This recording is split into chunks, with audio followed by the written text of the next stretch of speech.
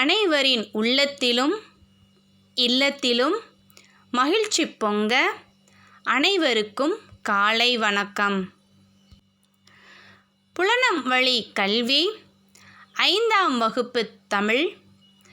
நாம் இன்றைக்கு இயல் 3 இருக்கக்கூடிய பயிற்சிகளை நாம் இன்றைக்கி பார்க்க போகிறோம். எல்லாரும் புத்தகத்தையும் பென்சிலையும் எடுத்துக்கோங்க.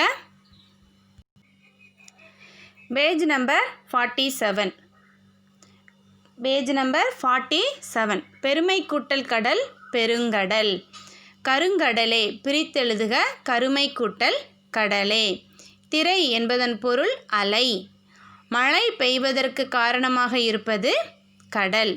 அதுக்கு கீழே பாருங்கள், 2ஆம் எழுத்து ஒன்று போல் வரக்கூடிய சொற்களை நம்ம பாடல்லேருந்து என்ன செய்யணும், எடுத்து எழுதணும்.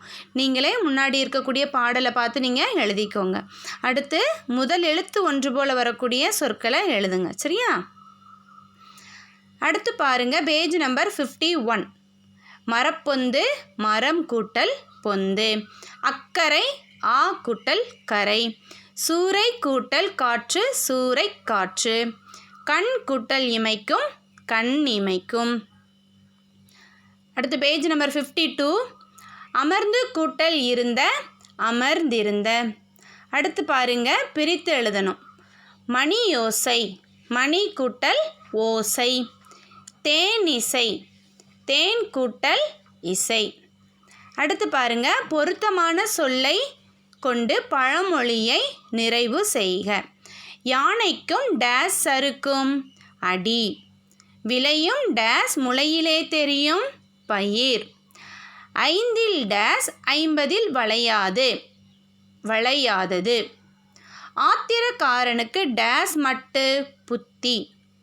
ஆழம் தெரியாமல் டேஸ் விடாதே காலை. அடுத்து பாருங்க, சொல்லை இடமாற்றி பழமொழியை கண்டுபிடிக்க. சரியா? சொற்கள் மாறி மாறி இருக்கும். சரியான சொற்களை சரியான இடத்துல போட்டு அந்த பழமொழியை நம்ம என்ன செய்யணும், கண்டுபிடிக்கணும். சரியா? முதலாவது பாருங்க, அகல உழுவதை விட ஆழ உழு. 5இல் வளையாதது 50இல் வளையாது. 3வது பாருங்க, அளவுக்கு மிஞ்சினால் அமிழ்தமும் நஞ்சு. 4வது, குற்றம் பார்க்கின் சுற்றம் இல்லை. 5வது, இளமையில் சோம்பல் முதுமையில் வருத்தம். Next page number 60. Page number 60 எடுத்துக்கோங்க. எழுவாய் எப்போதும் டேஸ்லாகவே இருக்கும், பெயர் சொல்லாகவே இருக்கும். பாடல் பாடினால் இத்தொடரில் டேஸ் இல்லை. என்ன இல்லை? எழுவாய். அமுதன் ஓடினான் இத்தொடரில் டேஸ் உண்டு, பயனிலை உண்டு. அதுக்கு கீழே எழுவாய், செய்யப்படு பொருள், பயனிலைகளை எடுத்து எழுதுக அப்படின்னு கொடுத்துருக்காங்க. பாருங்க, 4 சொற்றொடர் கொடுத்துருக்காங்க. ஃபஸ்ட்டு ஒன் பாருங்க, மாதவி சித்திரம் தீட்டினாள். அதுக்கு கீழே எழுவாய் எது, செய்யப்படு பொருள் எது, பயனிலை எது அப்படின்னு நாம் தனித்தனியாக கண்டுபிடிச்சு நம்ம அந்த கட்டத்துக்குள்ளே என்ன செய்யணும், எழுதணும். ஃபஸ்ட்டு ஒன் மேம் உங்களுக்கு எழுதி காண்பிச்சிருக்கேன் பாருங்கள். மாதவி சித்திரம் தீட்டினாள். இதில் எழுவாய் எது, பெயர் சொல் தான் என்னதான் இருக்கும், எழுவாயாக இருக்கும். அது மட்டும் இல்லாமல் யார், எது, எவை, யாவர் அப்படிங்கிற கேள்விக்கு விடையாக வருவது எது, எழுவாய். சரியா? பாருங்கள், மாதவி. அப்போ எழுவாய் எது இதில், மாதவி. செய்யப்படு பொருள் என்ன, சித்திரம். பயனிலைனா என்னது, முடிந்த செயல். என்ன செஞ்சா, சித்திரம் தீட்டினாள். சரியா? செகண்ட் ஒன் பாருங்க, இளங்கோவடிகள் சிலப்பதிகாரத்தை இயற்றினார். அதில் இளங்கோவடிகள் என்பது எழுவாய், சிலப்பதிகாரம் அப்படிங்கிறது செய்யப்படு பொருள், இயற்றினார் அப்படிங்கிறது பயனிலை. சரியா? இதை மாதிரி நீங்களே கண்டுபிடிச்சு என்ன செய்யுங்க, அந்த கட்டத்துக்குள்ளே எழுதுங்க. அதுக்கு கீழே பாருங்க, எழுவாய், பயனிலை, செய்யப்படு பொருள் ஆகிய 3ம் இடம்பெற்றுள்ள தொடர்கள் 3 எழுதுக. பாருங்கள், நான் ஃபஸ்ட்டு ஒன்று உங்களுக்கு எழுதி காண்பிச்சிருக்கேன். 3 இருக்கணுமா, எழுவாய், பயனிலை, செய்யப்படும். இந்த 3மே அந்த ஒரு தொடரில் என்ன செய்யணும், இருக்கணும். கவிதா பாடம் படித்தாள். கவிதா அப்படிங்கிறது எழுவாய், பாடம் அப்படிங்கிறது செய்யப்படு பொருள், படித்தாள் அப்படிங்கிறது பயனிலை. சரியா? அப்போ இதே மாதிரி நீங்கள் 2 என்ன செய்யணும், கண்டுபிடிச்சி எழுதணும். அதுக்கு கீழே எழுவாய் பயனிலை மட்டும் உள்ள தொடர்கள்.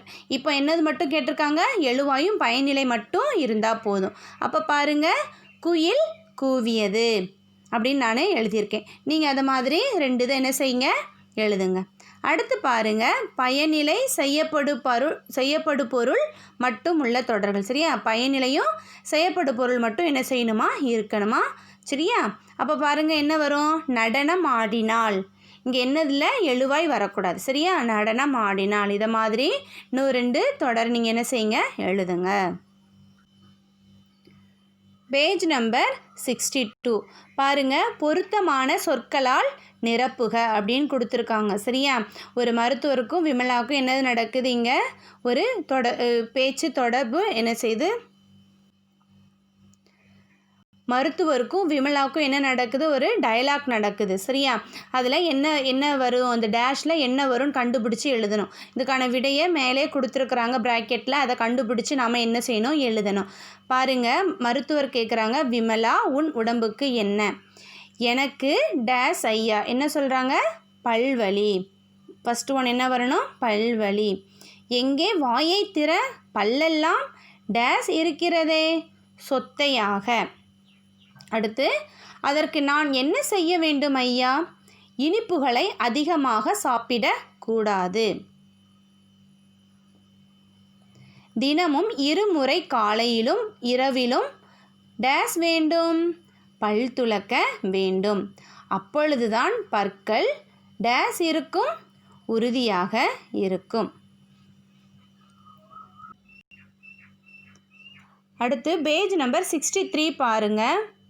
63ல் இந்த விளம்பரத்தை படித்து புரிந்து கொண்டு விடையளிக்க. ஒரு விளம்பரம் கொடுத்துருக்காங்க. சரி, அந்த பிக்சரில் விளம்பரம் கொடுத்துருக்காங்க. அதுக்கான கேள்விகள் கீழே கேட்டிருக்காங்க பாருங்கள். 5 கேள்விகள் இருக்குது. நீங்கள் அதை வாசித்து அந்த விளம்பரத்தில் அதில் விளம்பரத்தில் என்ன இருக்குது, விடை இருக்குது. நீங்கள் அதை கண்டுபிடிச்சி இதில் நீங்களே எழுதுங்க. சரியா, அடுத்து பாருங்கள், தடித்த சொல் விடையாக வருமாறு வினா அமைக்க. தடித்த சொல்னால் இங்கே பாருங்கள், தேன் அமுதன் அப்படிங்கிற பேர் உங்களுக்கு எப்படி இருக்குது, வேறு கலரில் இருக்க இல்லையா. அப்போ அந்த சொல் விடையாக இருக்கணும். சரியா, விடையாக இருக்கிற மாதிரி என்ன செய்யணுமா, வினா அமைக்கணும். இங்கே பாருங்கள், என் நண்பனின் பெயர் தேன் அமுதன் அப்படின்னு ஒரு தொடர் கொடுத்துருக்காங்க. இதில் தேன் அமுதன் அப்படிங்கிறது நமக்கு விடையாக வரணும். அப்போ நம்ம எப்படி கேள்வி அமைக்க முடியும், உன் நண்பனின் பெயர் என்ன, இதை மாதிரி நம்ம அமைக்கணும். உன் நண்பனின் பெயர் என்ன அப்படின்னு கேட்டால் இதுக்கு விடை என்ன வரும், தேன் அமுதன். சரியா, இதை மாதிரி நீங்கள் கீழே இருக்கக்கூடியதுக்கெல்லாம் நீங்கள் என்ன செய்யணும், வினா அமைக்கணும். அந்த கலரில் இருக்கிறது விடையாக வரணும். சரியா, கலரில் இருக்கக்கூடிய சொற்கள் விடையாக வர்ற மாதிரி நீங்கள் வினா அமைக்கணும். நெக்ஸ்ட் பேஜ் நம்பர் 64 பாருங்கள். கீழே பாருங்கள், கலங்கரை விளக்கம். இதிலேருந்து புதிய சொற்களை உருவாக்க சொல்லியிருக்கிறாங்க. சரியா, 4 சொற்கள் உருவாக்க சொல்லியிருக்கிறாங்க. அவங்களே ஒன்று கொடுத்துருக்காங்க பாருங்கள், களம். களம் ஒரு வார்த்தை, ஒரு சொல் கொடுத்துருக்காங்க. 2வது பாருங்கள், நாம் என்ன எழுதலாம், விளக்கம். 3வது கரை. 4வது என்ன எழுதலாம், கவி. சரியா, நெக்ஸ்ட் பேஜ் நம்பர் 65 பாருங்கள், கண்டுபிடித்து எழுதுக. மணமிக்க மலர் டேஷ். இப்போ இதுக்கான விடையெல்லாம் கீழே கட்டத்தில் என்ன செஞ்சுருக்காங்க, கொடுத்துருக்குறாங்க. நம்ம அதுலேருந்து கண்டுபிடிச்சி என்ன செய்யணும், எழுதணும். நான் உங்களுக்கு அந்த விடைகள் எல்லாம் நான் கண்டுபிடிச்சி என்ன செஞ்சுருக்கிறேன், சர்க்கிள் பண்ணி காண்பிச்சிருக்கேன். நீங்கள் கேள்வியை வாசித்து அதுக்கான விடைகளை இதுலேருந்து கண்டுபிடிச்சி எழுதணும். மணமிக்க மலர் டேஷ். சொல்லுங்கள் பார்க்கலாம், மணமிக்க மலர் என்ன வரும், ஃபஸ்ட்டு அவங்களே அது கொடுத்துருக்காங்க இல்லையா. மணமிக்க மலர் மல்லிகை. 2வது பாருங்கள், சிலந்திக்கு எத்தனை கால்கள். சிலந்திக்கு எத்தனை கால்கள் இருக்கும், சரியாக சொன்னீங்க, என்னது, 8. அங்கே இருக்குது பாருங்கள், அதை எடுத்து எழுதணும். இதை மாதிரி அனைத்து கேள்விகளையும் நீங்களே வாசித்து நீங்கள் என்ன செய்யுங்க, ஆன்சர் கண்டுபிடிச்சி எழுதுங்க. அடுத்து பேஜ் நம்பர் 66 எடுத்துக்கோங்க. பாருங்கள், மேலே பாருங்கள், கடல் வளங்களை கண்டுபிடிப்போம். சரியா? கடலில் கிடைக்கக்கூடிய வளங்களெல்லாம் என்ன செய்யணும், கண்டுபிடிச்சி எழுத சொல்லியிருக்காங்க. மொத்தம் 6 டேஷ் கொடுத்துருக்காங்க. ஃபஸ்ட்டு ஒன் அவங்களே என்ன செஞ்சுட்டாங்க, ஆன்சர் கண்டுபிடிச்சி எழுதிட்டாங்க. என்னது, சிப்பி கொடுத்துருக்காங்க இல்லையா? நாம் மீதி என்ன செய்யணும், அதில் கண்டுபிடிச்சி எழுதணும். பாருங்கள், நான் இதுலேயும் சர்க்கிள் பண்ணியிருக்கிறேன், நீங்கள் அதை எடுத்து எழுதிக்கோங்க. சரியா? அடுத்து சரியான சொற்களை எடுத்து பொருத்துக. பாருங்கள், வீட்டுக்கு ஒரு டேஸ் வளர்ப்போம். அங்கே அதுக்கு நேரே கொடுத்துருக்காங்க பாருங்கள், மரம் மரம் அப்படின்னு 2 கொடுத்துருக்காங்க. அதில் எது சரியான ரா வரணும்? அங்கே ஒரு ஒரு எழுத்து மட்டும்தான் வித்தியாசமாக இருக்குது பார்த்தீங்களா? ரா ரா. சரியா? அதில் எது வரும் அப்படின்னு நம்ம கரெக்டாக கண்டுபிடிச்சி எழுதணும். எல்லா ஆன்சர்லேயுமே இதை மாதிரி தான், ஒரு எழுத்துக்கள் மட்டும்தான் என்ன செய்யும், வித்தியாசம் இருக்கும். அதை கரெக்டாக நம்ம கண்டுபிடிச்சி எழுதணும். சரியா? வீட்டுக்கு ஒரு டேஸ் வளர்ப்போம், மரம். உயிர் கொடுப்பான் டேஷ், என்னது, தோழன். நேர்மை எப்போதும் டேஸ் தரும், நன்மை. கொடுத்து டேஸ் இன்பம், மகிழ்வது. டேஸ் இருக்கும் இடம் கலகலப்பாக இருக்கும், குழந்தை. அடுத்து பாருங்க, பின்வரும் சொற்களை கொண்டு சொற்றொடர் உருவாக்கலாமா? ஒரு சொல் கொடுத்துருக்காங்க, அதுலேருந்து நம்ம என்ன செய்யணும், சொற்றொடர் உருவாக்கணும். சரியா? ஃபஸ்ட்டு அவங்க கொடுத்துருக்காங்க பாருங்கள், மழை. மரம் வளர்ப்போம், மழை பெறுவோம். அடுத்து மலை, உயர்ந்து நிற்பது மலை. சரியா? அடுத்து பாருங்கள், கறி. நிலக்கரி கருப்பாக இருக்கும், கறி. ஆட்டுக்கறி உடலுக்கு நல்லது. தவளை, தவளை தன் வாயால் கெடும், தவளை. தவளையில் தண்ணீர் பிடித்தேன். பாருங்க, ஒவ்வொரு எழுத்துனால பொருள் வேறுபடும். புரிஞ்சுக்கணும். புரிஞ்சு மீதி இருக்கக்கூடிய சொற்களுக்கு நீங்கள் தான் சொற்றொடர் அமைத்து எழுதணும். நன்றி மாணவர்களே, அடுத்த வகுப்பில் சந்திக்கலாம்.